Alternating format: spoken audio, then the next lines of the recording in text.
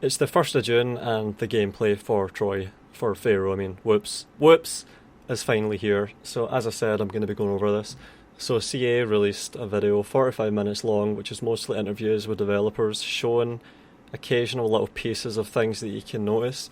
But what is much better is that they've also given out access to the approved list of shells, or so they thought, and the reception is not looking good, and that's what's really interesting. So I'll go through the 45-minute segment until I get bored of that, because it's mostly talking, and then I'll start going through all of the videos that have been put out showing actual gameplay, because that's really the substance here. So let's just give them a chance, first of all. Here at CA Sofia. We'll be joined. So this is the two marketing people. These are the people that don't work on the game, but are just responsible for marketing it. And you might have realised that E3 this year was cancelled. A lot of these conferences have been cancelled, and a lot of the marketing is being done in-house by teams of people under publishers. So CA, which is a subsidiary of Sega, has their own marketing department, and they have people that are just full-time on the payroll marketing games that are produced by the different studios at CA. So they have one in Horsham, they have one in Sofia. The Sofia one is making Pharaoh, and the English marketers based in Horsham, I presume, are going to be helping to broach and basically interview the developers that are in Bulgaria and Sofia. So let's listen. I am happy to be joined by Maya and Todor, who have come over from the dev team to come say hello. Well, fair any day relevant to this, exciting time. Expect from this new historical title. Well, the players can expect to be immersed into the Bronze Age collapse, the very last portion of the Bronze Age. And this means that they will have to go through a struggle to gain power in order.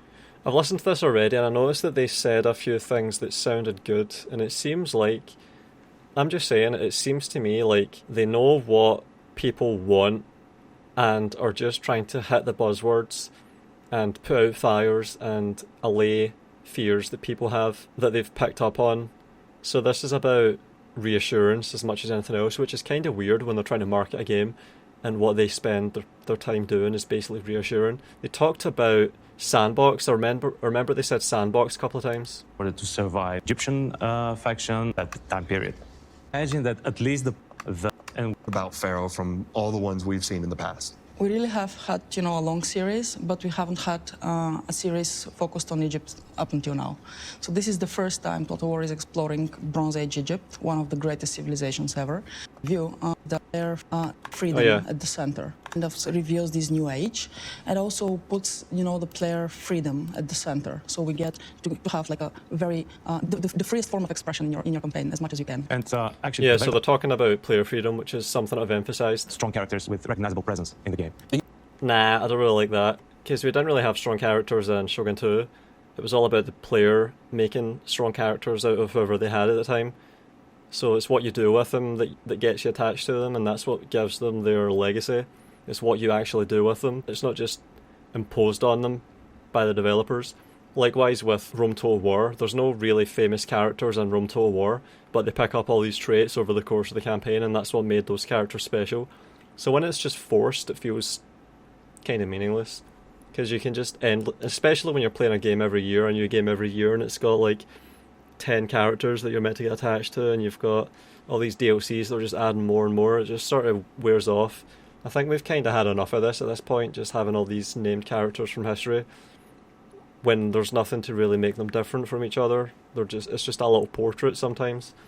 Three Kingdoms had a lot of different change in artwork, like if they're happy or if they're angry or whatever, so they have tried to make it aesthetically pleasing, but at the end of the day, it's just a reskin, and they only gave them like 3 traits in Three Kingdoms, and then they could collect more. But it's not really like what the player did with them gave them those traits. It's like it just gave them out randomly, and then they randomly picked them up. It didn't feel like it did in Rome Total War, where someone is born in a city with an academy and they have traits like educated and philosopher. They might even learn military tactics while they're there, and it gives them command stars as a teenager, and then they fight against the Romans and absolutely lose horribly to the Romans, and then they start to develop traits along the lines of being anti-Roman or the other way, like you're fighting against the Gauls as the Romans, and you do really well, and then your character becomes the hammer of the Gauls, pretty much. You don't really get that feeling in any of these new games. You even had traits from being inbred and stuff. It was quite interesting, and I think games like Crusader Kings have done that since, but Total War's just ditched it all. So they focused on the campaign, but they've just ditched all that stuff, so it's kind of weird. You touched on it, but why does this era make for an interesting Total War setting? Well, the New Kingdom period, which is what we're covering in the game, and so a portion of the New Kingdom period is when Egypt grew to be an empire, and they projected their influence far from the banks of the Nile. And it's perfect for a Total War setting, and actually the military technology also fits the purpose of Total War, because they had chariots in the older kingdoms that they did not have them. In this particular portion, we're showing a very peculiar kind of Egypt, an Egypt that gets gradually torn by civil wars and internal strife, and this is an era ripe for a Total War. Apart from So that sounds like they're doing another Attila, which is a good thing, because Attila was meant to be difficult, it was meant to be more gritty and challenging. I think they get into that as well. that, the entire world slowly sinks into a crisis, which then turns into the collapse of the Bronze Age, because all the civilizations are gradually falling apart in the region. There are a lot of disasters happening, and there are also a sort of external danger that also looms above the region. It's really dramatic time when you have invasions, you have internal turmoil and strife, and that's what makes a good setting for Total War. So this is after the pyramids, it's obviously after the Valley of the Kings. Are these the final days of Egypt? Kind of, they could be.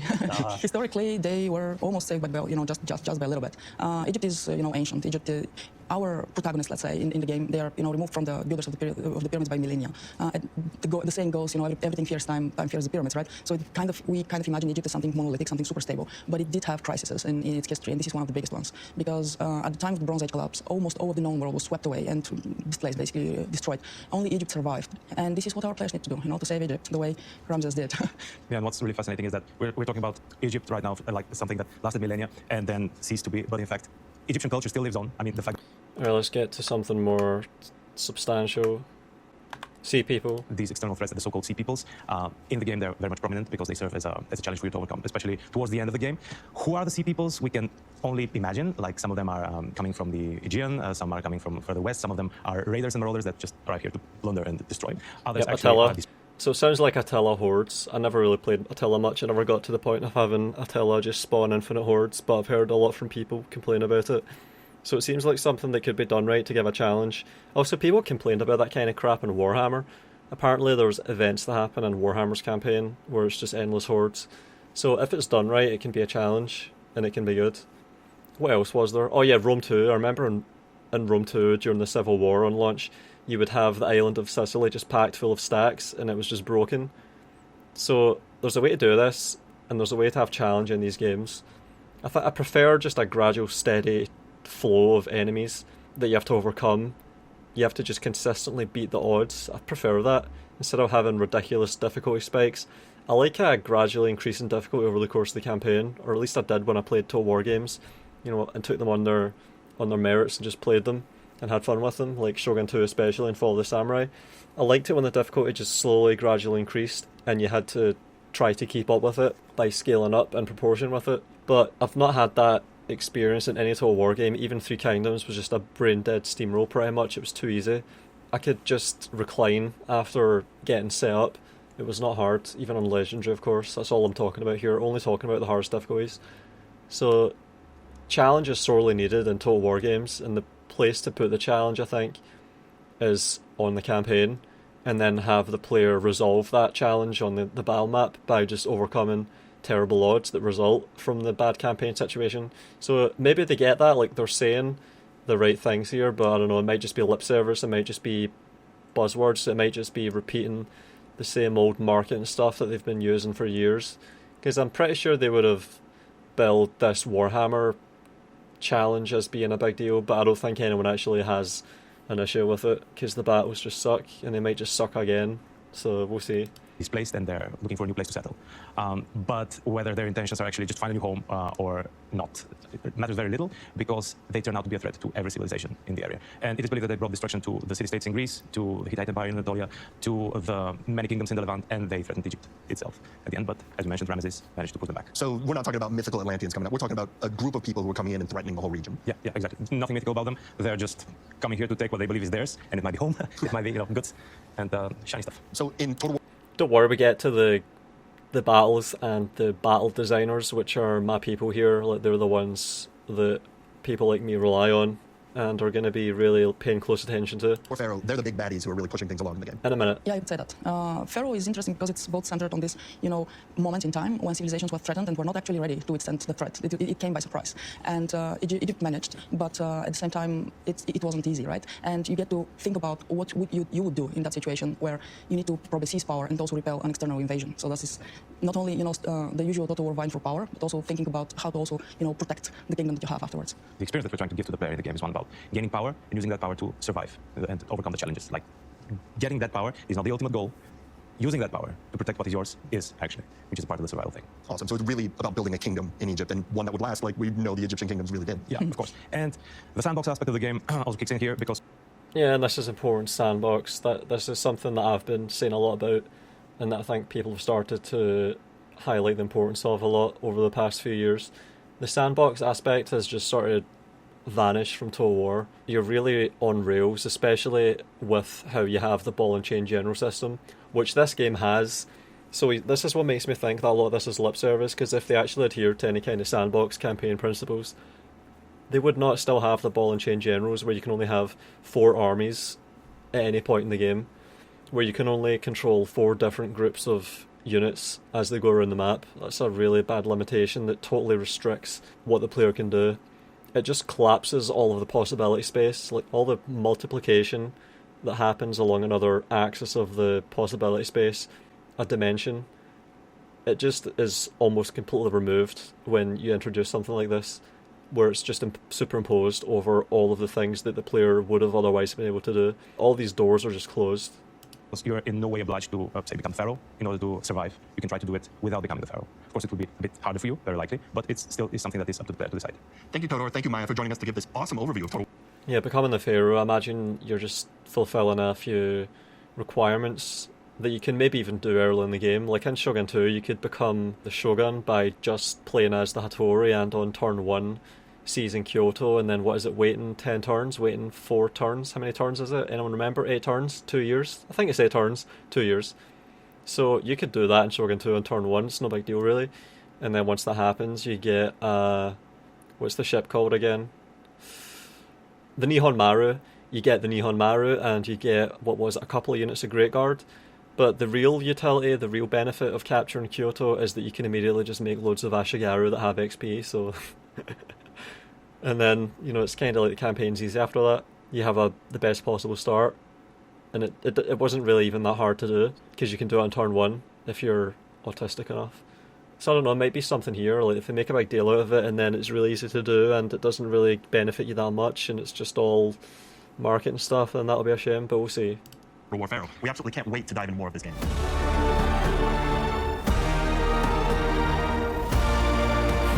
Fast forwarded music. We are back with Todor, and welcome Alex. So we are going to be discussing New the campaign guy. here for Total War Pharaoh. So let's get into it. Tell me about it. The campaign is going to be easily recognized by anyone who has played the Total War game. You send out your armies. 9 units. This just looks like Troy. It just looks really similar. Very similar. Increase settlements, you develop your settlements, you send even more armies, and further on until you paint the map as much as you want to. Paint the what we map, introduced don't in the say campaign that. is the addition of very significant choices that you need to make through your playthrough, and these make up the faction that you're playing. Amazing. So you've mentioned developing your own playstyle. So what does this mean for a player to becoming Pharaoh? Well, for example, some of those significant choices that you need to make are, for example, which of the Bronze Age gods do you want to worship? Like, you can't worship every god. Workforce growth. I hate that shit. Happiness. Remember when it was just population instead of this? Jesus Christ, +1. +1.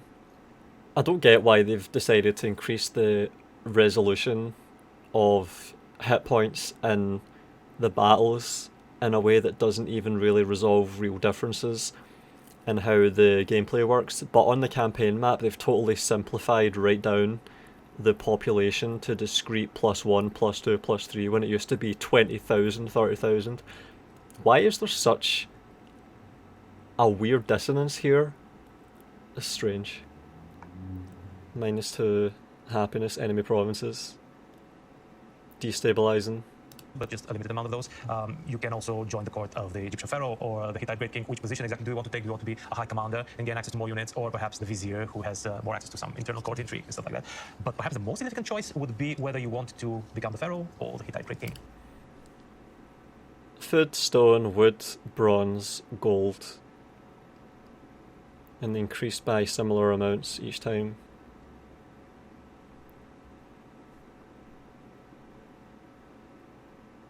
Legitimacy. Yeah, so it's just making a bar go up, is it? Is that what we're talking about here? Is that the bar? It's interesting. So you can either choose one or the other. The whole point of the game is not just to become Pharaoh. Well, not really. You get to choose either of those because this will help you also survive the collapse of the Bronze Age. Are there any other choices, Alex, that you can make? There is one more choice you can make. You can choose not to become any of those. You can choose to be a brave person and do it by yourself, not regarding yourself with courting tricks, etc. All this noise, if you will. Yep. It's going to be harder now. It's going to be much tougher to do that. But again, Yeah, so that's the challenge. That's what you would do then. do you want to spend your gold in the court or do you want to spend it on troops? Let's see. Something interesting here, like all of our systems that we're trying to, we're creating them with the idea of the sandbox element of the game. It says sandbox again. Yep, so there's a lot of lip service being paid to this sandbox concept, which is good, but I don't know if they'll actually follow through on that, or if it's just something that they think that they have to say, they've been told to say, because people are craving that. To the extent that they're able to deliver on that, I wonder if they will. So when we're talking about many choices, the player will have the choice to combine all those systems in a particular way that they would like to do. So obviously the evolution of your kingdom is a big deal, whether you choose to be a pharaoh or whether you choose to be a Hittite king or choose to go the bold path of nothing. But all of this sort of revolves around this idea of your kingdom evolving from prosperity to crisis to collapse. Can you tell me a little bit more about that? Yeah, it's more than your kingdom. It's actually the entire world. This is how we portray the collapse of the Bronze Age. The world goes through several distinct states of collapse. And it all depends on the pillars of civilization. These are special settlements on the campaign map that we consider core for the Bronze Age civilized world. And as these settlements get damaged or even destroyed, the overall level of civilization goes down. And there are, as I said, several different levels. Prosperity, where the world is bright and sunny, and you can see it in the game. But as these pillars of civilization get destroyed or damaged, the world will grow foggier, as though there is an impending sandstorm on the horizon. And this is the level of crisis. As you enter the level of crisis, not only the visuals will change, both in campaign and in battle. Roving barbarian factions, for example, the sea peoples and the Yeah, that reminds me of Attila quite a lot. That's the apocalyptic theme that Attila had. So yeah, they should just have that in every single game. I don't know why they wouldn't. If they've already figured it all out and know how to implement it, why would you not do that? those tribes that live in the deserts will also get buffs, which will empower them. And there is a further level of collapse where the world gets darker, like clearer but darker at the same time, and it really conveys the sense of despair. You are not at the brink of apocalypse at this point. You are within the apocalypse, and you need to survive. It takes everything for you to push through this. You might not. You might not. You might not survive. Most of the civilizations back then did not survive. Good. Yeah. Egypt did. Historically, we know what happened during the collapse of the Bronze Age. We have the sea peoples washing over the shores of the Mediterranean Sea. There was probably some apocalyptic event in the realm. So we represent this by disasters of different sorts. They're not visible on the campaign map, but they can affect huge parts of the map. We call them realms. So when you go into collapse, earthquakes, plagues, droughts, they will start. I knew it. Oh my god, all of the hypothesized causes of the Bronze Age collapse, they're just gonna have all of it hit. They're not even gonna pick, they're not even gonna... they're gonna just have everything that's hypothesized to have caused the Bronze Age collapse happen to you. I knew it, I called this as well. Much frequently. The player would like not to be in this place. I think anyone would at this point. So basically, as the world, your civilization goes and collapses sort of through war turmoil, the whole world is represented that by collapsing as well. And the thing is, we have pillars of civilization, those settlements, we have them across the map. So the player might start in Egypt, but all of a sudden in Canaan, for example, some of those pillars of civilization there are destroyed. What can the player do just to amend the situation? They need to go there and conquer these lands and just raise up these settlements back. So if other pillars of civilization are struggling, it will have an impact on the whole world. On the entire map, yeah. Yes, that's why there are pillars of civilization. They are across the world. So during your early stage of the game, the player will see how things probably go south. Things are going bad, and they won't have the tools in their hands to fix that. But once they become Pharaoh, probably, and you saw those sorts of power there, they'll be much more capable of bringing this back. And once again, depending on the level of difficulty, we are not aiming to provide an easy way out for the players. Only the most dedicated would probably be able to achieve prosperity back. Yeah. So basically, swing the whole world back into the happy times. You need to conquer it, you need to raise it back to health. It's going to take. Nice. So you touched base parts of being Pharaoh. So what is the implementation of the crown? How do you become Pharaoh? Well, each faction in the game can gain statistical legitimacy, and the more legitimacy you have, Yeah, legitimacy. A bar that goes up and fills. Is this the bar? One Pharaoh over Egypt. So you take cities and you accumulate for a bar, and then once you get to that point, you get to click a button and have stuff happen. No space there. Royal power, Pharaoh powers. Tears. I hate tears. Fuck. the stronger your claim to the crown of the Pharaoh or the throne of the Hittite Great King is. And in order to increase your legitimacy, you need to own territory that is part of the Egyptian or the Hittite Empire. And there are additional ways that you can increase your legitimacy. For example, you can build monuments to your name.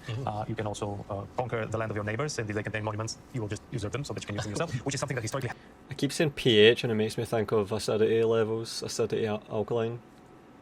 Fuck. happened in ancient Egypt and not only. So you gain legitimacy, and at some point, when you have reached a sufficiently high level, you can proclaim yourself to be the actual pharaoh. Now, it really much depends if there is a single pharaoh at the moment, in which case it is harder to do so. Yep. But in case there is no single pharaoh, which is going to be at some point the state of the game for the Egyptians, because all pharaoh will die at some point. These are spoilers. Sorry. I should have given a sign before that. The only one who is dying. Exactly. It will be much easier for you to proclaim yourself a pharaoh if there is no single sitting pharaoh. And then you enter a period of civil war that you will have to push through, and you will have to be the faction with the most legitimacy at the end. In which case, you become the single ruling pharaoh, and you enjoy the full privileges of being a pharaoh. Before talking about the privileges, there is something I think interesting. We have this David to Goliath type of story because we start with limited resources and limited lands. To become eligible for the crown, you need to have at least one sacred land. So this is like a fairy tale. Like you have this sacred land, now you can strive to become the pharaoh. There are like many other things that you need to do, many more lands to conquer, many more monuments to construct. But this is the path. You start from one single land. So anybody, a canon faction, can go in Egypt, conquer one land, and all of a sudden become eligible to become the pharaoh. Yeah, it's actually the choice that we mentioned earlier, that you get to choose whether you want to become the pharaoh or the Hittite Great King. And it is possible for an Egyptian faction, for example, it will be more straightforward if they go for being a pharaoh, but they can also head north to Anatolia, conquer a bit of Hittite land, and proclaim themselves a pretender for the throne of the Hittite Great King, which did not actually happen in history, although at some point there was a Hittite prince who was invited actually to go to Egypt and become the pharaoh, but he was ambushed and killed en route.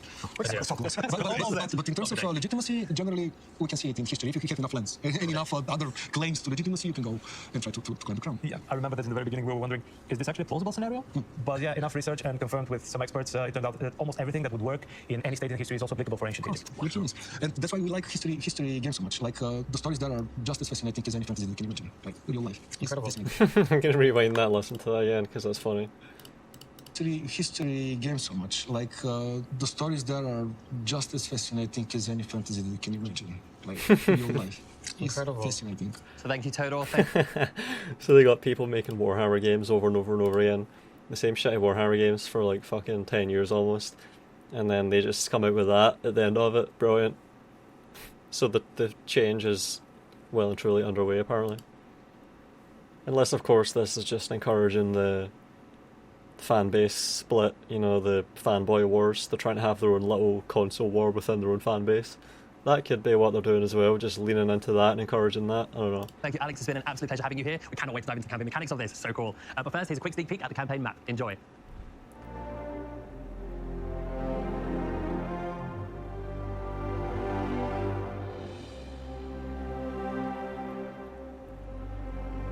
I'm skipping this.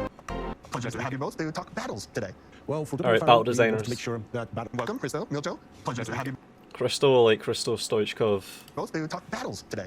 Well, for Total War Pharaoh, we wanted to make sure that battles feel a lot more historical and realistic. Of course, we See what I mean about having to allay fears? Just hit the buzzwords. Give people what they want. So on the nose. It's like they're finally just admitting that the previous games have not been realistic or any well, of for that. Total War Pharaoh, we wanted to make sure that battles feel a lot more historical and realistic. Of course, we, being in the Bronze Age, have some limited access to different unit types. So we have tried to focus even more with our features on the infantry versus infantry combat. For example, the unit stances feature. Yeah, unit stance is a new feature that actually replaces the formations we had in old So they've gotten rid of formations like shield wall or sheltrum or phalanx or that weird, what was it called? The thing that the Azure Dragons did in Three Kingdoms. The hybrid formation where there would be out-facing spears at the front with archers behind that would fire while the spears held the front. They've just gotten rid of all that and they've now got stances. So they've just decided for some reason that formations aren't to be in this game and they have stances, which sound a lot more like behaviours to me than stances. wars. So they're basically orders that you give to units, but instead of a movement or attack order, they're actually ordered to go forward or an order to go backwards while facing forward. Oh my god, that's fucking cracked me up when I heard it. Alright, I'm gonna look for this. Look how good this game looks. Look, it's just, it looks clean. It's something that is so Alright, found this is my other all-time favorite probably mechanic that they showed in this tactical retreat. Oh my god, Total War has needed a mechanic like this since ever, and you know, honestly, like I said, I don't cover the new Total Wars anymore. I've kind of walked away from it, just using my reference from the older ones that I play. But yeah, this is something that is so important to battles, like historically, realistically, a tactical retreat. Look at, like, reforming. Look at this one. This one's so cool. I feel like a kid in a candy store right now. This is so sick. They're holding their formation. They got the shields facing the enemy, but they are backing up. Oh, that is great. So it seems to me like they saw Manor Lords about to beat them to this landmark moment, and then they just decided to do it before Manor Lords even releases or even shows battles or lets anyone play battles. My god, they're just trying to grab it out, they're just trying to snatch it. Yeah, we have also introduced a lot of new animations and the way the animations work for infantry versus infantry combat. You're now going to see a lot of more matched combat match animations between the different units. You will see it's actually defending against attacks, that's striking back. We have also introduced... Yeah, so with Troy and 3K, it kind of did look pathetic when you saw guys just slash it in the air and then guys dying as a result. And in Shogun 2, for example, it did look really cool when you first played Shogun 2 and you had the Blood DLC. Fuck DLCs for Blood. But you had it anyway, and you would see your Katana Samurai getting into duels with Ashigaru and successively winning multiple duels before finally going down, if he went down. Assuming he didn't win enough duels before the enemy routed and then he goes down himself, which is inevitable. So you would charge your Katana Samurai and you'd follow a guy. You'd see him winning like 4 or 5 duels, doing more than his fair share of the killing, and you would see the decapitations, you would see all the spurts, and then the enemy unit would rout, and that guy will have survived that fight and had his 4 or 5 kills to his name. And it was cool to see him actually get them and do all the elaborate animations. It was quite cool. Leaving aside the whole weird warscape sliding around the ground thing and the janky locking on and all that, it was still cool. But Medieval 2 also was really good. Rome Total War was also really good, where you had them turn into face and you saw their head turn before their body did, and you saw the shield getting knocked by the slash and all this stuff, and you saw guys getting stabbed in the back and reliably going down from it. Shogun 2 and Medieval 2 both did it differently, but they did it well. Troy and Three Kingdoms don't do it well. Warhammer doesn't do it well. These new Total War games do not do it well. Even Rome 2, I would say, didn't do it well because the Legionnaires were just so garbage in that, and that would be surely what it was all for. So you could see your Roman Legionnaires holding their position and getting off those opportunistic stabs while reliably just retreating behind their shield for safety. You never got that impression from Rome 2 whenever you zoomed in whatsoever. It was just garbage. So there's a way to do both systems, and it just is down to whether the gameplay is good, whether the way the combat is simulated is good, and it has been good for over a decade now, so... Used a lot more varied battle maps that have a lot more features built into them that will bring more tactical decisions to the player that is implementing their armies. So now they can find those features like glyphs or forests or different difficult terrains or water that can protect them from the side and try to exploit them in the best way that they can. That's, for example... And that's really good. Terrain was probably quite good in Troy. Like, I remember I would see choke points, as it says right there, right now, and I would try and use them. It's just the way difficulty was implemented meant that your heavy infantry would get punished by the difficulty modifiers, and it would just make it garbage. So that ruined the game for me. I'm not going to play on normal, I'm not going to play on fucking easy, I'm not going to play on hard, I'm going to play on the highest difficulty, and the gameplay better not just be garbage, and it was, unfortunately. You would always just default to skirmishing and using single entities to just win your battles for free with a lot of tedious micro, doing the same loop over and over again. That was the way to play the game. So if they can actually implement difficulty properly, have the challenge come from the campaign map onto the battle map, and then you resolve it tactically by using all this stuff, then cool. That might actually be fun in a way, even if the game is weak. I might even be able to get through a campaign if that's like that, but we'll see. that will try to create their own choke point battle or find a good place on the map where they can ambush the enemy while they're coming at them. Amazing. So like the dynamic like terrain and stuff has been completely changed for Total War Pharaoh, so you can really take advantage of your vessels against their enemies. Well, we had weather system in previous Total Wars, but now Damn we're right we introducing did. a dynamic change to the weather. So for example, a battle can start in a rain environment, and it That's not new, that was in Medieval 1. I remember that being in Medieval 1. Your guns would not be working. I think I have a short for that. Let's see the short. Okay, the second short I ever uploaded to my main channel. Arquebusiers hoping for clear skies in Medieval 1. It's raining. Look at all the rain. I've positioned. They've positioned. There's rain. And then I wait and the rain starts to let up. And then the rain stops. The rain's pretty much stopped and now my arquebusiers can fire. Look at that, the fire just turns on because the rain stops. My unit couldn't even fulfill its primary purpose, its primary function, because of the weather. And then the weather dynamically changed in Medieval 1 and now my unit can fire. Look, what are you talking about? CA Sophia, did you not play your older games, man? Look at that, 2 ranks, 2 line. Look at the counter march as well. So we have counter march and arquebusiers, and I've got multiple lines of them. The ones at the back have to have line of sight to even shoot. Let's watch it again.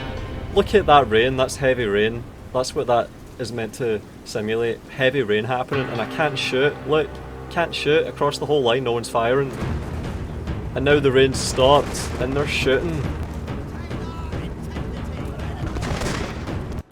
What are you talking about, CA? What are you talking about? It can gradually become a storm or even a thunderstorm. And that can change the terrain as well. In rain, there will be patches of mud appearing on the battlefield. And for example, in a sandstorm, there will be patches of sand just gradually building up. Yeah, I know those have effects on the units that are going to be on the battlefield. Alright, so the actual terrain changes dynamically during battles. Alright then, that's different. I can't remember that happening before. Can anyone give examples of that happening? I can't. So that's something that's new, but weather changing in battles, that's something we had 21 years ago. That's where it was, wasn't it? Medieval 1, 2002? 21 years ago. So let's have a look. I need to make sure I'm getting this right here and I'm actually catching them. Just there will be a dynamic change to the vessels against their enemies. Well, we had weather system in previous Total Wars, but now we're introducing a dynamic change to the weather. So for example, a battle... You're not introducing a dynamic change to the weather. Medieval 1. It can start in a rain environment, and it can gradually become a storm or even a thunderstorm. They already did this with Troy. They said that they were introducing long grass as a terrain type. They claimed that. Look it up. They advertised that as a new thing, and they were getting pulled up on the official Total War content creator Discord by me and other people, me and some other YouTubers that were pointing out, hold on a second, you already had long grass in Total War games in Rome 1. It was such an easy memory to recall and catch them on, and they didn't say anything. Whoops. And that can change the terrain as well. In rain, there will be patches of mud appearing on the battlefield. And for example, in a sandstorm, there will be patches of sand just gradually building up. Yeah, I know those have effects on the units that are going to be on the battlefield. For example, heavier units or chariots are going to find it hard to move through mud and better sort of terrain. Sand is going to exhaust units moving through it faster, depending again on how light they are, thus giving the lighter units more advantage when they're fighting on sand. And the weather itself is going to change the way some of the units behave. For example, archers are going to find it much harder to hit their targets when they're trying to shoot in a sandstorm. You can imagine how hard that can be. So the dynamic weather has, again, completely changed the way you look at battles now. So you've got rain, you've got thunderstorms. Is there anything else we can expect from weather? Yes, there is also fog, which is from previous Total Wars. There is sandstorm, which I mentioned before, and there is sweltering weather, which is a desert being really hot. You had sandstorms in Medieval 1 as well. Like, see when you were playing around Syria, when you were on Crusade, you would have sandstorms there as well. I'm quite sure about that. So that's also from previous Total Wars, not just fog. Yes, you'll have huge impacts on the exhaustion levels of your units. And Rome. When you're fighting in the sweltering weather conditions. The players are not going to be expecting the dynamic weather in every battle that they're fighting. They will need to adapt to. Yeah, this is something that you need to adapt to and see how their tactics might change. Because if they have thought that they can take a certain approach towards the enemy, but then a rain comes out and makes it so that this whole terrain becomes so muddy, they might think that this approach might not be as good for their chariots, for example, and need to change their battle plans on the fly when those things happen. Choosing where you fight basically will depend on the type of army that you're building and you have. For example, it's a very natural thing that the Egyptians have much lighter armies that are going to be finding it easier to fight when they're on sand or in sweltering weather because their armor is usually not as heavy and they're kind of used to that type of terrain, whereas the Hittites, being more heavily armored and not so used to this type of terrain, are going to be finding it much harder when they need to fight in the sand.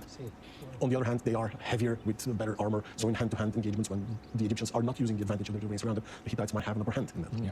And there are even units that have even more advantage when fighting in the desert just because they're suited and they've lived their whole lives in the desert. That's awesome. So it sounds like there are a ton of factors that weigh into any battle, from the unit you're bringing to the field to the weather. What else is in Total War Pharaoh that makes it different from other titles in the historical Total War catalog? Well, we have improved on the way sieges work and introduced a number of new things there. Well, fire being one of the big ones. Now, we've had fire before, and we've seen fire in multiple games from a long time ago, but now... They keep saying we had it before. Like, they'll talk about, like, he asked what's new, and then he just said something we've already had, and then said we've had it before, but now it's more dynamic. War catalog. Well, from the unit you're bringing to the field to the weather. What else is in Total War Pharaoh that makes it different from other titles in the historical Total War catalog? What makes it different from other titles? Well, we have improved on the way sieges work and introduced a number of new things there. Well, fire being one of the big ones. Now, we've had fire before, and we've seen fire Damn right we have. from a long time ago, but now it is 3K much more Attila. dynamic, and it can spread around, and the player can... Even in Rome 1, you could have buildings catch fire and burn down. That was 2004. Could happen there as well. It was really simple compared to what you have in Three Kingdoms and Attila. So it's different, but it was still there. The concept existed 20 years ago nearly. Deliberately set certain places of either a settlement or even a forest ablaze. And Three Kingdoms had setting forests on fire, and it was kind of crappy. That they can use this as a tactical advantage if this is the type of tactic that they want to employ. Setting the settlement on fire is going to make it easier for the attacker to try and capture it, but then again it will also make it so that later if they want to repair... Do you know what makes fire really crappy in a Total War game? Do you know what makes it really, really suck? When you have units that have a flag on them that says takes no damage from fire.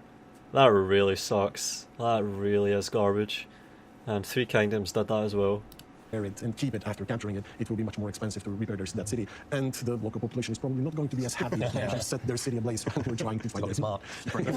Also, but the fire is, as I said, dynamic, so it will spread around. So even if you are trying to employ a tactic in which you're trying to burn the enemy city down, you need to be careful as to how you're doing it, because the way the fire spreads, your units might suffer from that as well. Because the battle really fast. Yeah, exactly, because fire doesn't recognize friend from foe. And another thing about sieges is that we have removed pocket ladders, finally. And pocket ladders. Pocket ladders. This is that we have removed pocket ladders, finally, and we've replaced them with siege ladders. So we'll have siege ladders, siege towers, battering rams, and then the new thing that the ancient Egyptians love to do, wall sapping. They undermine the wall and of the settlement. So they've started to reintroduce some stuff that we've already had. You had sapping in Rome 1. Did you have it in Medieval 1? I think it was just Rome 1. So we had sapping in Rome 1. We had properly functional ladders in Rome 1. We had siege towers in Rome 1. We had all this in Rome 1, and then they took it out. And now they're putting it back in, and we're meant to be happy about it. Maybe some people are happy about it, but I think it's just kind of sad. So that it can actually crumble down. And create an opening for the attacking army.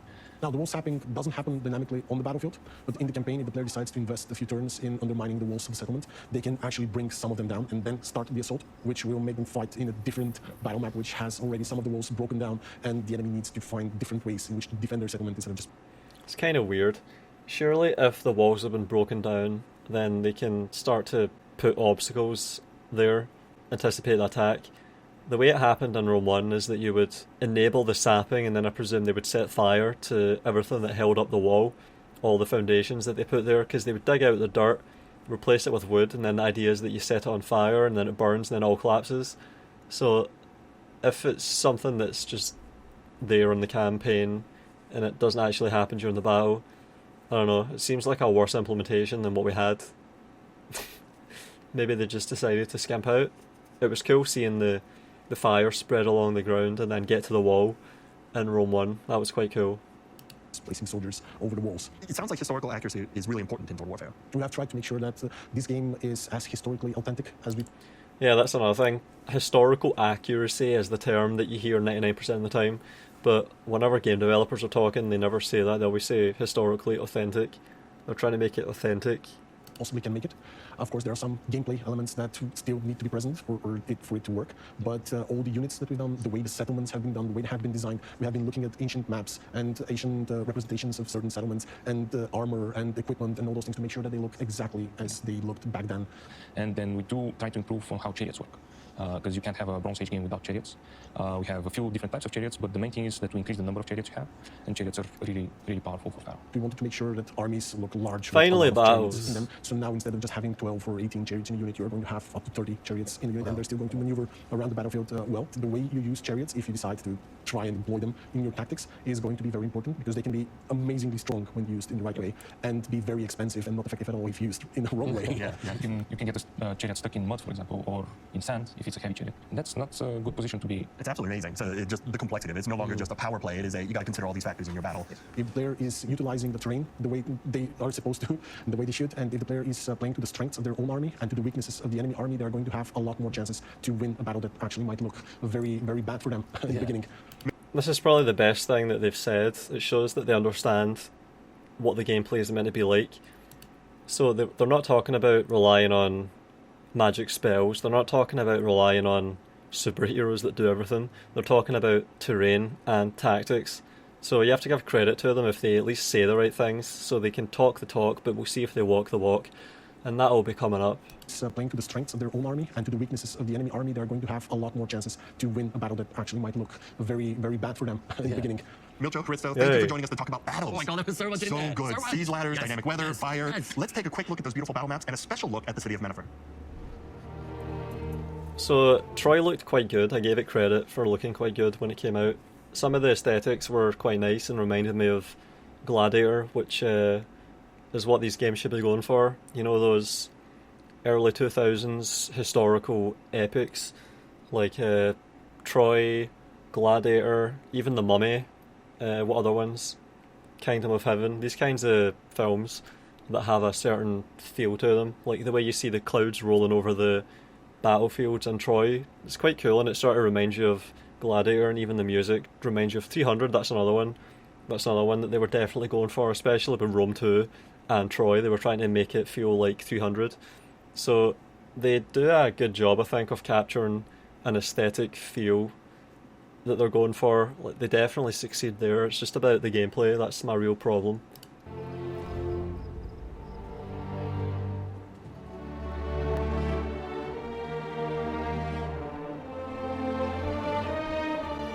Hippopotamuses.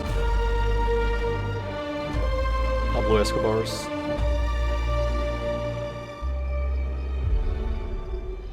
Welcome back to Todor. Welcome, Emma. So we are going to be talking about the culture and history of Total War Pharaoh. So Game writer. Tell me about the New Kingdom of Egypt. So the New Kingdom is the period in which Egypt grows to a majestic empire. It takes place between the 16th and the 11th century BC, and we're looking at a period right at the end, after the Egyptian empire has reached its topmost position, and it started to slowly go into decline. So Egyptian deities were a huge part of Egyptian culture. So what part do they play in Total War Pharaoh? Different subsets of deities were revered in different parts of the realms. And we are reflecting this in the game by having different subsets of deities being available in each realm, and whereupon you discover this subset, and you are able to worship them, sort of like you've encountered this local cult. Morale upon recruitment. Oh my god. Decreased construction costs and time. It's going to be a percentage. Tears. I hate all this. Fatigue build up. And you've decided this army. My god. This is all crap. This is all quantitative incrementations as opposed to being qualitative opportunities and changes and additions. So with units, you call this orthogonal unit differentiation. Instead of having the differentiation be achieved by incrementation, it's achieved by giving units unique properties and abilities that you can combine with game systems like terrain and stuff, but you don't have any of that here. It's just percentage modifiers and flat additive changes. It's just really boring and dry and really lazy and uncreative. It's creatively bankrupt. This is what I would call this. This is uncreative disassembly of gameplay if you were to call it anything. Worth worshipping because it suits you, usually. Sure. Yeah, and the challenge that we have in the game is that we're not only showing the Egyptian gods, but we're also showing the gods of the Hittites and the Canaanites. Sure. And the main problem is that we can't include absolutely every deity. That's impossible because the Hittites, for example, they had... They supposedly had 1,000. Yeah. Oh, wow. So they really went into details. It will be a bit mechanics heavy, again. Yeah. And also, we will need every little village and group of people to have their own separate god, which will be kind of difficult to implement, honestly. Of course. Now, I know you just mentioned that you've got all these different cultures with all of these different deities, and obviously, we're representing a territory all the way from up in Turkey down through Egypt, all the way down to Sudan. So can you tell me a little bit about the cultures in Total War Pharaoh and sort of the role they play in the game? The playable cultures are three. You have the Egyptians, the Canaanites, and the Hittites. And there are also cultures that are not playable. For example, to the west of the Nile, there are the Libu tribes that are living as desert nomads, occasionally threatening you, but perhaps occasionally you can strike a truce with them and perhaps even hire some of their units. We have tried to express the cultural diversity of the Bronze Age with every tool that we had at our disposal. For example, different cultures have different units. They also inhabit different climates on the campaign map, so you will be fighting on desert battle maps or battle maps around the Nile or in oasis when you're fighting anywhere in Egypt, while the battle maps in Anatolia are more green and lush with imposing mountains in the background. So the architecture of the battle maps itself, the various buildings, are also reflects the different cultures. And we have even gone into further details. For example, as part of your character development, you can assign different titles to your characters, and these are also specific to different cultures, and some of them are specific to different factions. 8% damage versus large damage resistance versus missiles. Missile typo there. So how have you captured the different cultures? 20%, what was that? So specific to different cultures, and some of them are specific to different factions. So 20% movement restored after battle. Fuck's sake. How have you captured the different cultures from those different regions in the game, specifically?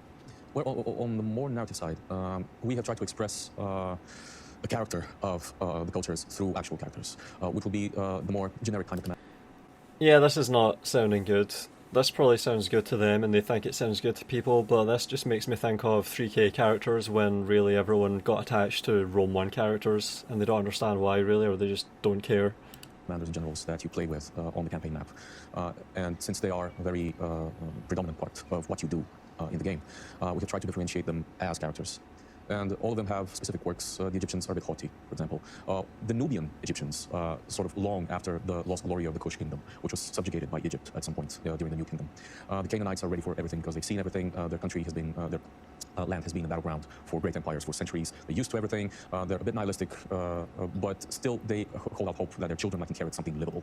And the Hittites are sort of divided between the type of Hittite leader that might want to keep their community together and protect their community, and the other one who is just a mercenary at heart and try to simply find profit where he can. Who are the faces? Who are the rulers we are going to see in the game? Who are the faces we're going to love and who are we going to hate in Pharaoh? Well, I certainly hope that one can find things to be endeared about, you know, in terms of every character that they play with. And all of them have their quirks, but all of them also have humanity, I hope. And I hope that we have tried to express that in the game scripts and whatnot. Otherwise, the three cultures are represented by, respectively, the Egyptian culture by 4 characters, the Canaanites are 2, and the Hittites are also 2. And all of them have their own reasons and claim to glory and to ruling, while others might fall more on the side of the spectrum that just wants to prove that they are strong. These 2 representatives that we have on one side, the desire to unite and to leave something for the ages that will be everlasting. This is our quote-unquote main character, who is Ramses, later to become Ramses III. How he starts out the game is as almost a child. He's very, very young, but he has been given the rulership over Sinai, which is a border region of Egypt that is between Egypt and Canaan. And it's basically his proving grounds. And from there on, he wants to show everyone that he is simply the best person for the job. He's extremely talented. And everything that he's tried so far has worked, including keeping in check. So he's like the Achilles of Pharaoh. So I called that as well. It's just like a protagonist, you know, a perfect protagonist character, it sounds like. The raids of the most fearsome raider in one of our other characters, the most fearsome raider by reputation of that time, Ursu, who is a Canaanite war chief. Historically, we only know the name of that character, so we needed to do some narrative work in order to create a character for him. Shrouded in mystery. Yeah, we unshroud some of that mystery, and we give him motivation and whatnot. He hates Ramses' guts. While Ramses doesn't see what big deal is, this is just some raider. While for Ursu, this isn't a game. He survived for decades, barely. He has 1,000 wounds to speak of how he managed to survive. And for him, the fact that this child is getting in his way of raiding and ravaging and sacking all of Egypt is a real problem. Indeed, one of the things that I like about Ursu is that he does not really understand the necessity of ruling a land, except for this is a proper source of riches and things you can consume. This is how he works, this is how he understands the world, which is quite different from Ramesses, who has this duty to perform well, like to defend his homeland. And in this prove his own worth. Right. Because Ramesses, if I remember correctly, he's very much wants to take after Ramesses II, his namesake, Yes. the great pharaoh before him, the father of Merneptah. And this is what he's going to try and do in the game. So thank you, Todor. Thank you, Manuel, for joining us. Oh my goodness, the culture and history of the game. We're just blown away by all of this. But before we wrap up, a very special treat for you all. Here is the opening cinematic for Total War Pharaoh. Enjoy. No thanks. Alright, time to get to the substance. See some actual battles which they've allowed YouTubers, especially showtubers, to cover. So we're gonna just go through these. Does it suck? Is it just a saga? Open-ended questions. My honest thoughts, disappointed. My honest disappointed thoughts on Pharaoh. Nobody asked for Pharaoh, for Total War Pharaoh. Wow, that's one I'll have to look at. But yeah, there's a few here that I want to go into. This one is probably the most important. New armor rework in Total War Pharaoh. Been slightly Misspelled there. reworked. The damage modifications and the resistances hasn't changed, but there is something that is very unique to Pharaoh, in that the armor has its own HP pool almost. So, fucking hell, the armor has its own HP pool, so the armor has its own hit points now. It's not just the unit that has hit points, it's the armor that has hit points. So the unit's armor can die without the unit dying. This is really bad. what can happen is you have a degrading armor as part of your unit fighting, and once you get attacked, this can be by low tier units that can degrade your armor of high tier units, so you have a lot more value. Look at this, it's still got the Troy numbers. You've still got 90 men and archer units. You've still only got 160 at most in infantry units. Look at this. But you do have 90 in this bodyguard, and that's something they've done. They've really heard the complaining about the single entity bullshit that Warhammer introduced, and they've just not done that this time. They already tried that with Troy. We've already had that with Troy. If people want that, they have Warhammer for it. If people want to have actual battles with tactics, they go with this. So we'll see if they get tempted to do that Troy bullshit again. Hopefully not. Value in allowing, low tier skirmish units. But if they're making decisions like this with armor and the ability of the armor to be decayed, then who knows what they're capable of, because this is absolutely atrocious. To effectively damage the armor. As you can see by this volley here, the armor is actually going down, and we can see that Oh my God. this is reducing the amount of resistances. Look at that, it's lost 1,500 hit points out of 18,000 and no one's died, but the armor's gone down. This is Rome 2 on steroids. Rome 2 introduced this bullshit with the HP bars, and this is the worst I think I've ever seen for this kind of thing. This is shocking. This unit has gone down to 20 already, and what we're going to do is we're going to hover over it, and we can see that we're up to 30% armor. My so God. only 2 units attacking this single unit has reduced the armor by a considerable amount. So in the likes of melee and combat, it's very quick to see that your units will run out. Look at that, they've lost 3,000 armor hit points in out of 18,000 and they've taken no casualties. Their armors went down instead. Extremely quick succession. So here it is worthwhile. Look, no one's died. That's a different unit now from it was before it gets shot at. That's a completely different unit. It's going to perform completely differently in the melee. And also what this means is that you're encouraged, I presume, to focus on heavily armoured units with archers to try and whittle down their armour before they get into melee, which is completely counterintuitive. It's so backwards. What are they doing?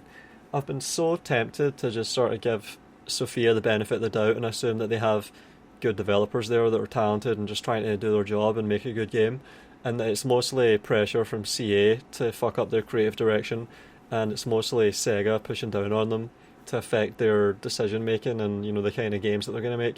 But when I see ideas like this that come from them, this is definitely down to Sophia. I'm just like, what are you thinking? What do you imagine the decision making that people are having in their heads, and what do you imagine the battles playing out like for this to be a good idea? What are you doing? Units change by getting shot at even though no one dies. It's not even like it's fatigue where they get tired and then they're sort of a different unit, because they can at least take a rest and regain their fatigue. It's temporary. This unit is permanently damaged and it loses its armor over the course of a fight. What the fuck? The whole point in armor is that it's there even when nothing else is. The unit can be tired, it can be in a bad situation, it can have had a lot of difficult fights, but it still has its armor. This is what made the dwarves in 3rd Age and Medieval 2 feel so good. They always had their armour there. Oh my god, what are you doing, man? While making sure that Yoru's units that are a powerful unit that has a lot of armour, do not allow them to be skirmished by, archers or... That's what armour's for? What the fuck? Low-tier infantry. Want to make sure to keep them as safe and sound as possible. What's the point? They're armoured, they're meant to take a beating, they're meant to get battered. This is absolutely grotesque. What do you guys think of the change? For me, I think it's relatively cool having new mechanics like this, which will... I think it's absolutely repulsive, and I don't know what the hell is going on in your head for you to not absolutely condemn this as disgusting. What are you talking about, man? I need to know. What are you thinking? What are you thinking, man? Force players to be more conscious with where they're positioning their units, because if you were to engage bad fights, you'll be heavily punished for it further down the line in the battle. Do you know what this means? It means that you have to get units that have high speed and low armour, and just march your unit out into the front, stretch it out into a line like this, and then walk it laterally. So it's going to be stretched vertically, and it's going to be walking horizontally while staying stretched like this. And then you're going to just be duking all the arrows until the arrows are gone. The whole time, you're going to be focusing your archers on the most armoured enemy units, not the least armoured ones, where they just have their bare nipples out and their bare chests exposed. The ones that are fully armoured, protected from arrows, you're going to be focusing them. And then when the melee starts, you're going to target the weakest stuff, kill all that, and then you're going to move on to the heavier armour stuff, and they're going to just fold like wet paper. And all route. Oh my god, this is disgusting. Keep in mind, I'm going to be covering a lot of Pharaoh gameplay. Jesus. Alright, let's listen to Mr. Donkey then, who has totally changed his tune. He was really excited for Warhammer 3, but he's not excited for this. What is going on there? What has changed for Mr. Donkey? Intrigued me, but at this point, I'm thinking, why though? Why Pharaoh? Why Egypt? I feel like everyone, after years of not having a proper Total War game, a proper historical Total War game, I think he needs to disable resample in Sony Vegas. wants something big. We all want Medieval 3, right? Even me, who is a massive Shogun 2 fan, and I would love Shogun 3, but I also know that's not going to happen, at least not for a very long time. Fucking Medieval 3, give it to me, right? I'm sure everyone wants that. I know a lot of people would want Empire 2 as well, but I'm sure everyone would agree that they would prefer to have a Medieval 3 over a Pharaoh, right? It's just seems... No one can say he's not being honest. Holy shit. He's actually being honest this time. Again, we haven't seen the campaign map yet. I did actually ask about the campaign size. They said it's going to be the largest campaign map in the game, or in the franchise. Not province-wise, but like size-wise or something. No way. We'll have to see it to believe it, I think, but... Other than that, it's really unsatisfying arrows. Great and all, but I still, Yeah, look at this 81 armor, and that'll all get whittled down by the archers. Fucking hell. Still got the health bars. Look, you've had all that health lost and no one's died. That's terrible. It doesn't do a whole lot different than Troy. Let's look for... I'm not even going to really seek out, but let's just see if we can spot units that have taken a lot of damage to their health bar, but that haven't had any casualties. Because that's Rome 2 right there. That's garbage gameplay. My god. See when you played earlier Total War games, the first salvo could get kills. Like in Shogun 1, every single salvo pretty much could just take down one guy or no guys or 5 guys. It would be random and it would be consistent over time, which is how it would be. But in these games, it's like the first 2 or 3 salvos do nothing. It takes down a health bar, but you still have all the guys running. And then they'll just start dropping like flies, and it's so horrible. It's so horrible, man. They've just doubled down on that. Remember when Free Kingdoms came out? Love it or hate They fixed the sieges at least. Massive overhaul stuff. It was a completely different game. The diplomacy was completely changed. All the art was so unique. It felt like a completely new game. And then this comes Let's fast forward this. The moment I saw it... Yeah, so... You're sort of seeing the arrows going at the speed they should at the moment, and it's not looking good. You still just have little spits being tossed out. It's not salvos, it's just a consistent stream of noodles that go out, isn't it? It's like you've they think that gamers just have to have some arrows on their screen at all times. I really hated that in Troy. I had a short for that as well.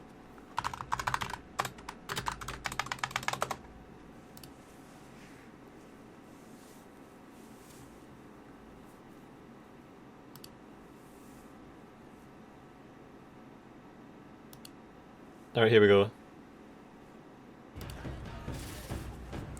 Look at this, look at these salvos going out.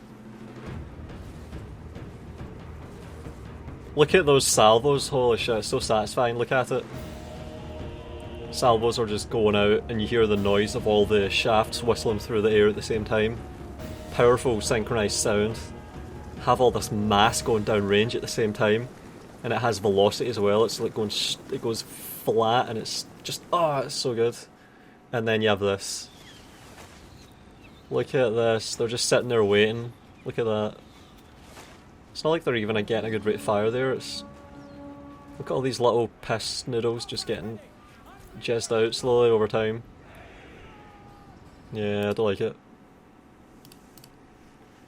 It's unsatisfying. Don't know how they can make it so unsatisfying, man. Also, I've always kind of defended DLC. A lot of people obviously hate it, but my mindset on it has always been a developer wants to make more content for a game, but they need a budget to do so. So they go to their publisher, they say, look, we want to make more content for this. Oh, fuck this. The battle. Alright, let's go for another one.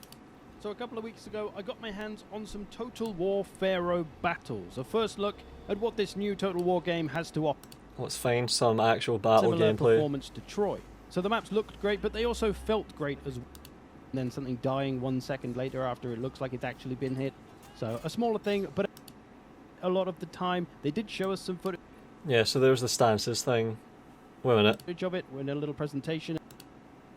For battles, we have stances. Some units can do something called advancing, which basically means they push forward. Now, I couldn't really get any good footage of this actually happening. It didn't seem to be working as intended a lot of the time. They did show us some footage of it in a little presentation, and it showed it actually a hold stance, though, as well, which does the opposite, which makes the unit hold its ground and not get pushed, push them off of stuff, I don't know. Or as I say, if you get stuck in a choke point battle or minor settlements or sieges that get really bogged up, if you've got some units that can really push through, that could really open things up and would be a nice tactical thing to be able to play with. Other than that, there's all the usual stuff. Again, from Troy, you had weapon switching for certain units, so you hit a button and a unit will go from sword and shield to a two-handed weapon and it changes their stats and such. So overall, a very similar feeling to Troy in the battles, in all honesty. Oh, that looks and pretty even though bad. this is Egypt, you could have fooled me into thinking that this was Greece and that I'm playing Total War Troy, because the units don't look that different. It's a similar part of the world. It's the Bronze Age for both. And it kind of just made me feel like I was playing a Troy DLC more than anything else. But we'll get to that in a second. Alright, let's go for another one. Against my general's bodyguard is actually in a chariot archer unit, so it's going to give us a General's in a chariot archer. It's also raining in this battle. There is some terrain on the battlefield that could turn very messy for the chariots. I'm going to have to avoid it, and just very messy for What is that? Oh, comparison. Okay. any heavy troops, like some of these ones that you're seeing. Magi. Yeah, I was going to comment on that earlier. That reminds me of the Mummy. The Magi. Now, the enemy army this time is going to be King Suppiluliuma. I think somehow you say that, King of the Hittites. Suppiluliuma. And his army is also going to be heavier and more dangerous than the one that we faced in the previous battle. And he potentially could put us in a bad situation with terrain if we're not careful. We were told, too, when playing the battle that the weather could get crazy. It is only raining now, but that a big thunderstorm potential might be on the way because, again, the dynamic weather system is supposed to play a big role. Now, having these chariot archers, wanted to be a little more dynamic than the first battle where things were a little more straightforward. I wanted to use this mobility and range to get out and pick at the Hittite king's army, and he had some chariots opposite of me that I decided would be It's janky looking. and there are multiple units of them, so I definitely wanted to do some damage to them early and be shot, and so suddenly I had their entire army bearing down on me, and again they had some... Look at them pointlessly raising shields. They're not even getting shot at. They had some tough units No, they are. here mixed in. This was not going to be a super lightweight fight. Now, they came in first with their chariots. Not surprising here. The AI does tend to YOLO some in the Total War series. Still a shit It's AI. no different at the moment as they came in with their chariots attempting to kill my archers. I was ready Very for such flaccid an charge. event, and I had javelin units hiding right behind my main line, and they are being used right now to pump these chariots full I'm going to of be looking for javelins. that thing that I talked My about. Javelin Day apparently is still alive and well in this game. Otherwise, I had some cheaper spear units that I'm going to use to fix these spears, and then right behind these spears... Oh my god, that looks bad. That was like a Rome 2 launch day cheaper spear charge. Look units at that that. I'm going to use to fix these spears, and then right behind these spears... That didn't look good. is actually the king's It's not as bodyguard bad as coming in Rome 2 that I'm on talking my about, but right-hand it doesn't flank, look good. And my idea was to delay his unit, and then my heavy Did anyone even die in that charge? in the rear until later in the battle and bring them in for max effect. Though you can. That's another thing, seeing Shogun 2, people just died in charges. If you charge Katana Samurai into Yari Ashigaru, people would immediately die. Of course they would. See the AI is targeting them, so that was good to see them targeting intelligently at some of my more elite units. And That I'm doesn't able look to that fix bad. the enemy infantry. I kept Some my guys are chariot, dying at least, look. Ramesses and his chariots back. But look at from that, look at all that health as going this down. battle Oh, began there, to one unfold. died I finally. needed to fix the enemy infantry, and that's what I'm Is the working armor on going doing. down? Let's check. Alright, And the battle 36. began to unfold. I needed to Yeah, fix the armor's enemy going infantry, down. and Look that's at what that. I'm In a working melee, on the doing. armor's going down. And then I'm also trading shots back. You can see here as I zoom out again, excuse the camera work. This was my first time with the camera. It's a little bit different. I have to get used to it. A little bit different, It's very how? similar to Troy, actually, as I mentioned before. Yeah, you can see the battle lines now drawn. My javelins were able to bring down the enemy chariots. Over on my far right, you can kind of catch a glance of it there. The Hittite king has been fixed in place, and the battle lines are now drawn. And again, because the combat maneuvers and to use what's to do so, and then my javelins. Oh, sit back yeah, at a look at that. slight 2 guys distance dead, from the main 3,000 line, hit so points allowing me gone. to pour some really nice fire into the flank of these enemy Yeah, units as they that come was- through and try and decide which of my units they wish to attack. What are they Notice the thinking? AI still just doggedly pursuing my double-handed axe units with their own skirmishers. They know what my most expensive units are, and they are unloading on them. Look at that, one guy dead and it's lost 4,500 hit points. That's a quarter of its total hit points and it's lost one guy. Oh my god. Oh my god. Speaking of double-handed axe units here, I've got this Upper Egyptian It's lost Mace Axe armor. infantry headed straight for King Supa Hate this. What's this here? bodyguard, and my Oh, are they intent just again running is straight through the dead chariot? They're just running straight through it? What a wasted for opportunity. King Supa Oluyuma's bodyguard, and my intent Yeah, it is doesn't now, impede them after he whatsoever. gets tired of Oh. himself fighting against my spears, I'm gonna bring Look in at a that, fresh holy unit, shit, look how much health it's heavy lost and charge, it's still got right every into his guy bar bodyguard one. and really give them trouble. Now, he Oh, might still that's be able to terrible. fight his way through these guys, but I'm going to make him pay a dear price, and he's going to be fixed here for pretty much the entirety of the battle. Meanwhile, you can see Ramesses in the background, his little icon there. But you see these axes Shooting flying around, close. the icon shooting I'm around. just completely leveling all of the Hittite skirmishers right now. Although my king is on a chariot archer units, and so I can got them fixed well. 34 out of 36 and it's lost a third of its hit points. And its armor's moved a little bit down. And my archers are going to be able to start delivering flank shots here soon too, because I'm clearing out all of the. Did I hear an elephant there? Start delivering flank shots here soon too.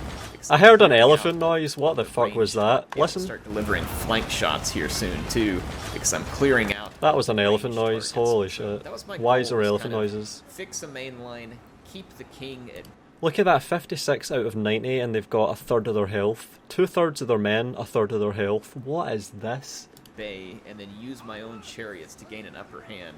And you'll notice that I held those chariots for I just don't a know what they're moment doing before over there in battle Bulgaria, opened man. up. Unlike the AI, who threw theirs in early, this allowed me to fix all the enemy units and avoid taking heavy damage on my own chariots. Look at these Medjay archers just dumping fire into the flank of these axemen. I do believe it's a shielded flank. And only but one guy still, dies. They're not going to enjoy taking this here. Now loads die because their They're armor's getting gone, their beat health's down gone. pretty hard. You see, now that my... see my... What do you think? Do you think this just looks like a Troy clone? I think this looks like a Troy clone.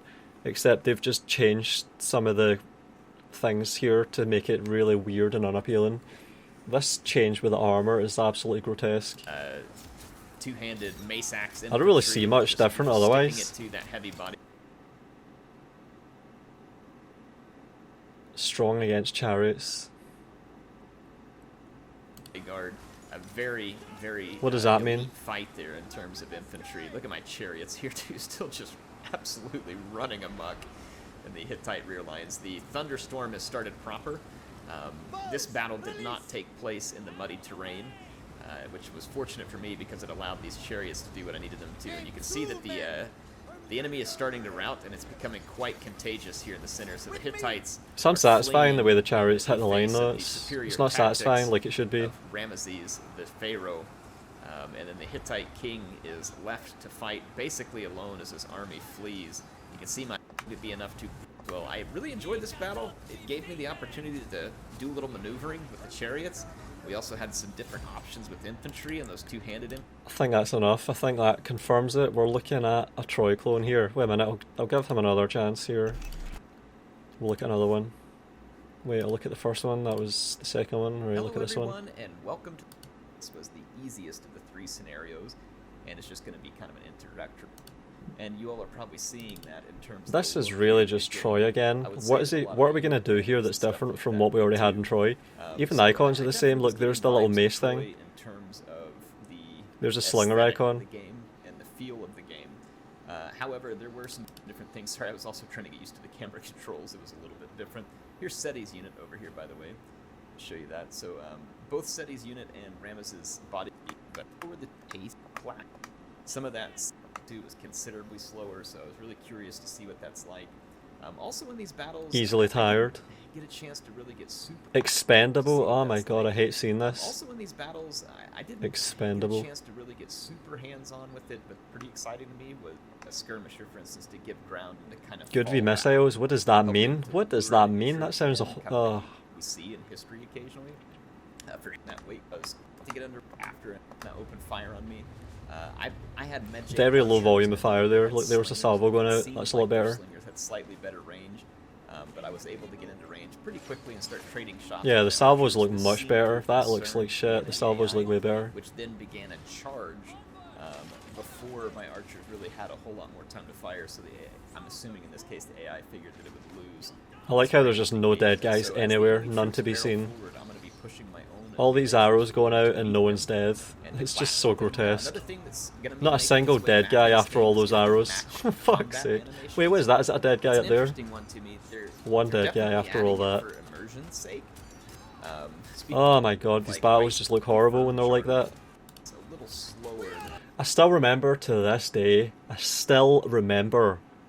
Shogun 1, the first Total War game, the first time I played the first Total War game, seeing the Yaru Samurai coming up the hill and seeing the corpses lying where my salvos hit.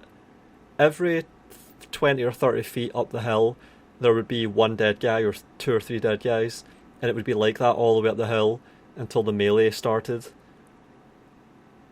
You knew exactly where the salvos happened and hit. It's just, there's none of that in this game. There's none of that in any of these games anymore. You don't have salvos. You don't have lethality, you don't have impact, you have none of it. I might have initially expected. Now, there's also not huge monsters or magic or big heavy cavalry units smashing into the back of this formation. So that could definitely be playing a role in how much weakly left forward I doing damage like that. So, and the way that weather changes could play a role in how you may want to. Still got that weird running away symbol. These are some of my I believe some of my better units here. I had some sword bronze color they got going on top in terms of like just straight casualties. And you'll notice that this they still kind of look like zombies there. Which obviously means the battle's not going to be tremendous. Can't believe it looks worse than Shogun 2 did. It's not like more than a decade ago. My god. Immediately there's 700 casualties type of situation in terms of the combat. There you can see my Seti unit outflanking Ramesses.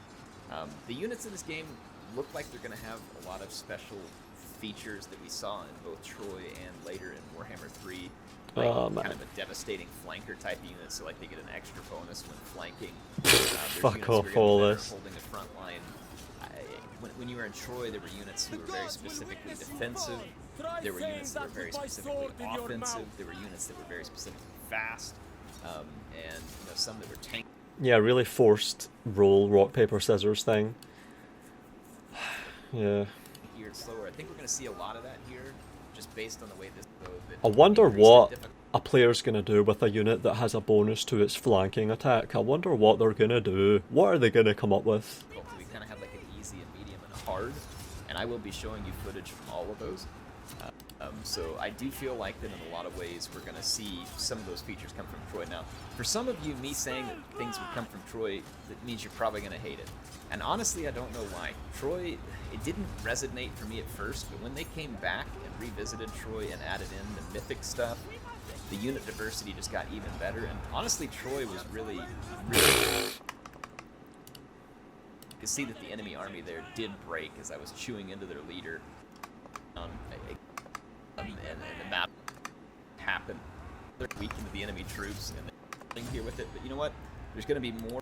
Yeah, I think that's it. I think we've seen everything pretty much. There's nothing left to see, nothing really left to say. They've changed a few things from recent Total War games. Like, they've added back in the bodyguards, but they haven't removed the... Let's see if I can find it. There's got to be a part here where you see it. Yeah, I couldn't find the exact point in the video where I screenshotted this, but yeah, you still have these army limits and the ball and chain generals, I presume, from Rome 2 and beyond. So you still have the legacy of Rome 2 there. Even if they temporarily put the bodyguards back in for this game, they're still on the same trajectory. They've got a few things that they've given lip service to, and maybe even added some somewhat new features or built on old features that we had like 20 years ago, while marketing them as if they're new, which is what they did with Troy. But I think this is just another Troy game. Like I said, I called it, I think, a week ago.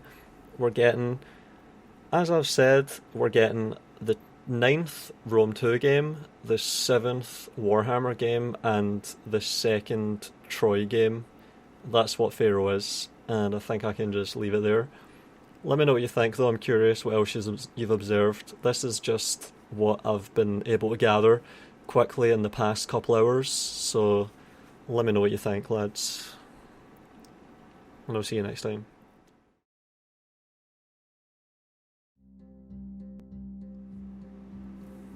If you like my work and wish to support my further endeavours, then I've got a Patreon page where I try to give out perks, including updates on what I'm thinking and what I've got coming up. Special thanks to Matteo Olivetti.